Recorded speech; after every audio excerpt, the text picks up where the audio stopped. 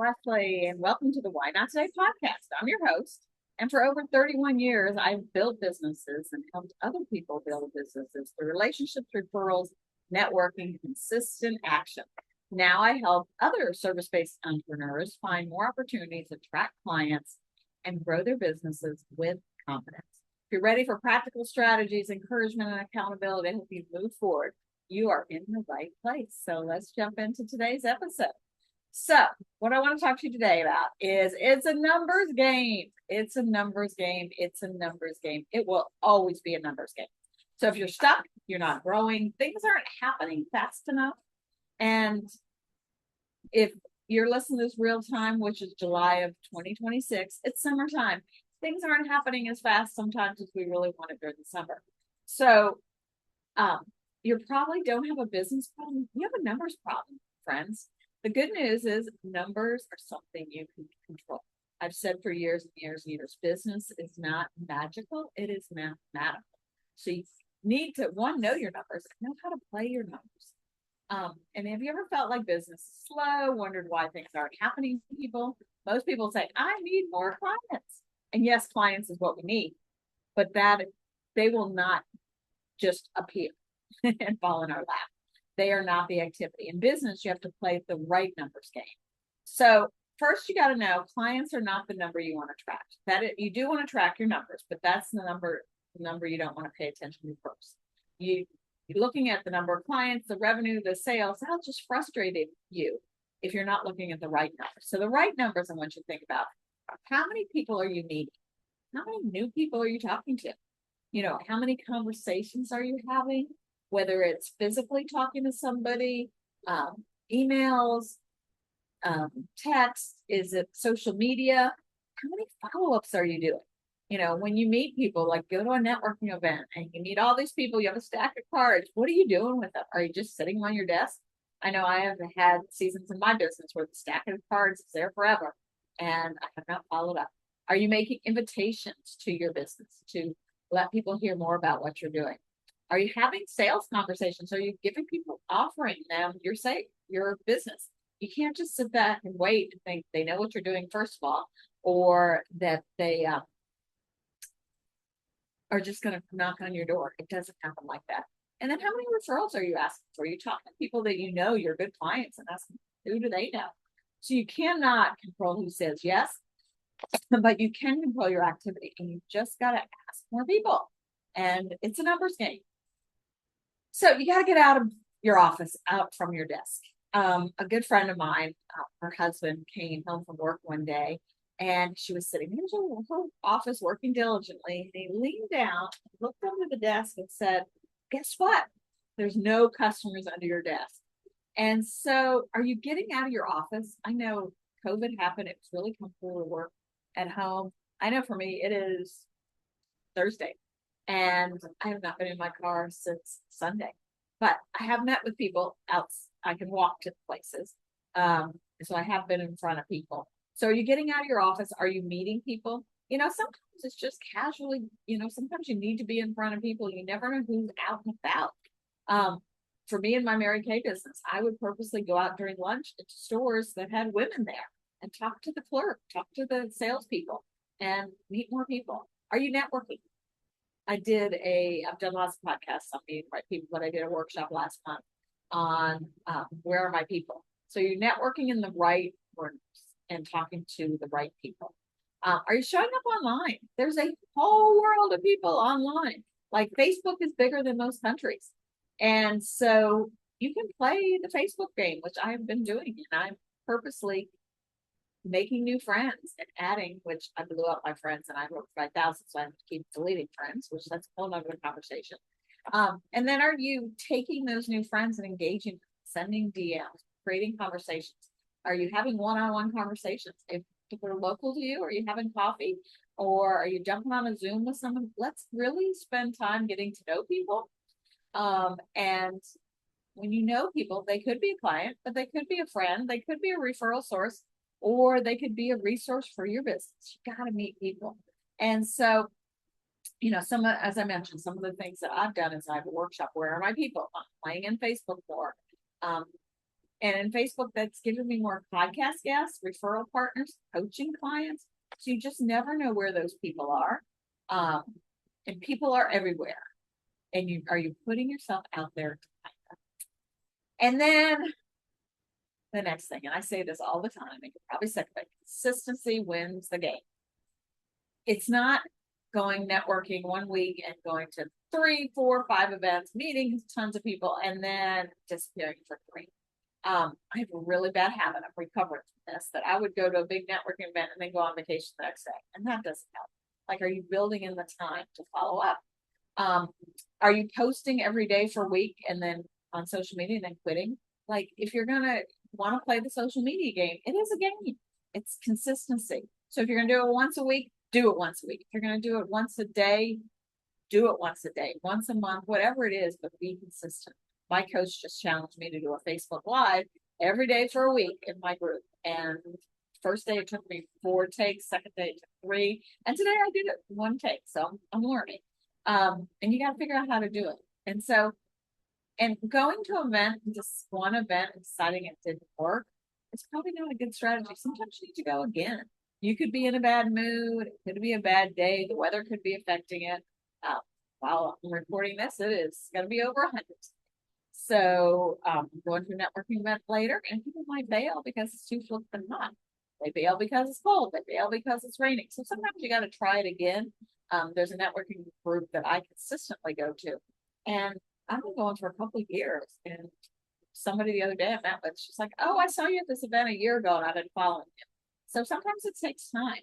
So think about how you can, instead of going all or nothing, do small numbers, consistent every day, every week, over time. Consistent outreach creates consistent opportunity. And a lot of the things we're doing now, it's not instant results. It does take time. So next, you're doing the numbers, but how are you tracking them? I track so many things in so many ways. But there was years ago, I was at a conference and we were talking about tracking in my Mary Kay business. I had a goal of doing 30 faces every day. And when I was sitting there, and I remember exactly where I was sitting, and I had that aha thought of a whiteboard sitting in my house behind a cabinet. I need to pull it out. So I literally pulled it out as soon as I got home. I put it between my bathroom and my bedroom.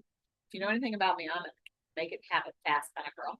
And I put 1 to 30 on there, and every month I would track my 30 faces. You know, when I walk past it, I'm like, ooh, I haven't changed that number in a couple of days. Then that motivated me, like, who can I get on the call and book something right now? And so when you're seeing your numbers every day, it changes your behavior.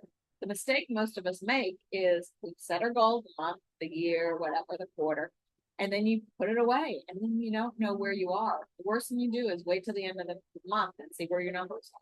I've also tracked sales, and if I keep my tracking sheet on my desk, keep adding to it, they go up. If I just kind of hope and pray and see where they fall, guess what? They don't. So I think I'm going to go pull out a new tracking sheet. I have an index card that sits underneath my monitor that I am tracking because I'm playing the game of social media. I am tracking that I'm spending 30 minutes on social media. How many friends am I adding? How many email addresses are I adding to my CRM? Am I posting content every day? How many people are joining my Facebook group? And if you're not part of my group, I would love to have you be a part of it. And then how many people listen to this podcast? So I know a tracked number works.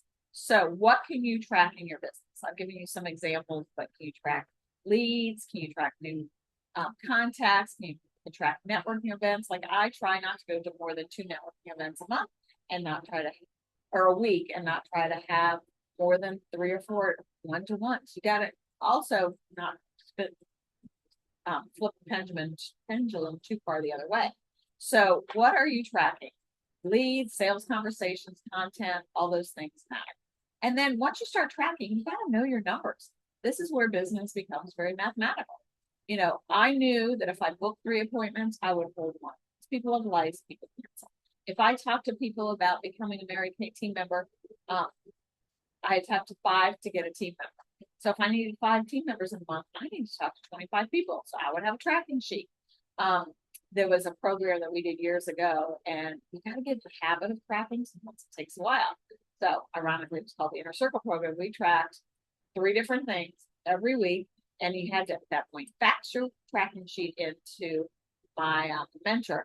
And there was some weeks that I put a sad face because I'd done nothing, but I still had the activity of sending my numbers and looking at my numbers. And when you look at your numbers not moving very much, after a while, you do more. So what are your numbers?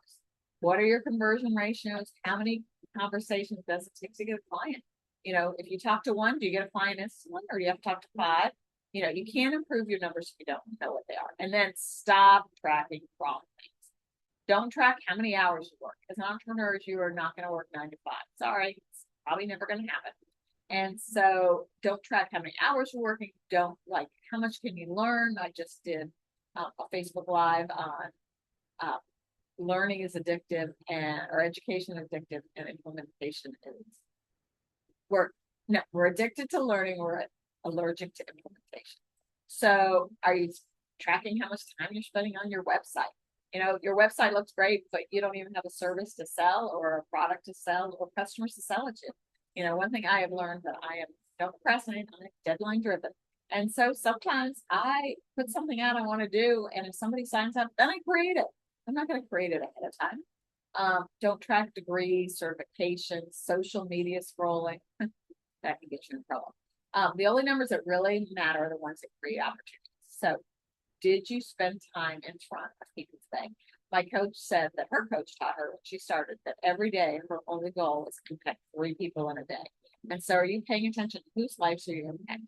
Whether it's you're providing content that they're watching and learning, like a podcast episode, or and by the way, if you're listening to this and want help with doing a podcast, let me know. I've got some ideas for you. But are you tracking the people you helped and supported? Like I had a one-to-one coffee with somebody the other day, and I was able to pour it into her and give her some training and some tidbits. I'm always trying to give to other people. And then this is something I've talked about. I think I even did a podcast episode. TTP and then TTMP, which is talk to people and then talk to more people. Business growth often is much simpler than we make it. If you're not where you want to be, increase your conversations, increase your visibility. Who knows who you are? I'm actually going to a networking event today that is in my town, and I've lived here since I was 2. I know most people. I've networked for 31 years. So there's very few rooms I walk in that I don't know anybody. Well, the reason I'm going to this event is I walked in because a friend of mine runs it, and she was the only person I knew in the room, and it is a mile from my house. I'm going today. So they know who the heck Leslie Kane is. Increase your follow-up. Make sure you increase your consistency and then track those numbers. So this week, I don't want you to focus on more clients. Focus on increasing one number. Ask yourself, how many new people did I meet? How many follow-ups did I do? How many one-on-one conversations did I have or schedule? How many invitations did I make? And how many sales conversations did I have? I think I'm going to copy this and these how many's and put it share it in my Why Not Today Inner Circle group, and then also put it on a piece of paper in front of me today this week. So maybe I'll put it in the group too. But I want you to pay attention. Again, ask yourself, how many new people did you meet? How many follow-ups did you do? How many one-on-one conversations did you schedule? How many invitations did you make? How many sales conversations did you have? Because at the end of the day, business growth is a numbers game. The question isn't whether you're capable of growing your business. The question is whether you're playing the right numbers game consistently enough to win. So one final thought as we close this. If your business isn't growing, don't lower your goals, increase your numbers. And as I always say, why not today? Let's start this now. So thanks again for listening to the Why Not Today podcast. If you enjoyed this episode, please share it with a friend, post it on social media, or leave a review. It helps us reach more entrepreneurs who are ready to grow their businesses and take action on what matters most. To learn more about Why Not Today, community coaching program, and free resources, you can check out the whynottoday.movement.com. And remember, you don't have to have it all figured out. You just have to take one next step. And by the way, if you're listening to this in real time, on Friday, July 24th, I am doing my next workshop, which is on how to focus and prioritize properly to get more leads and sales, which aligns perfectly with this podcast episode. Thanks again for listening or watching, and why not today? Bye.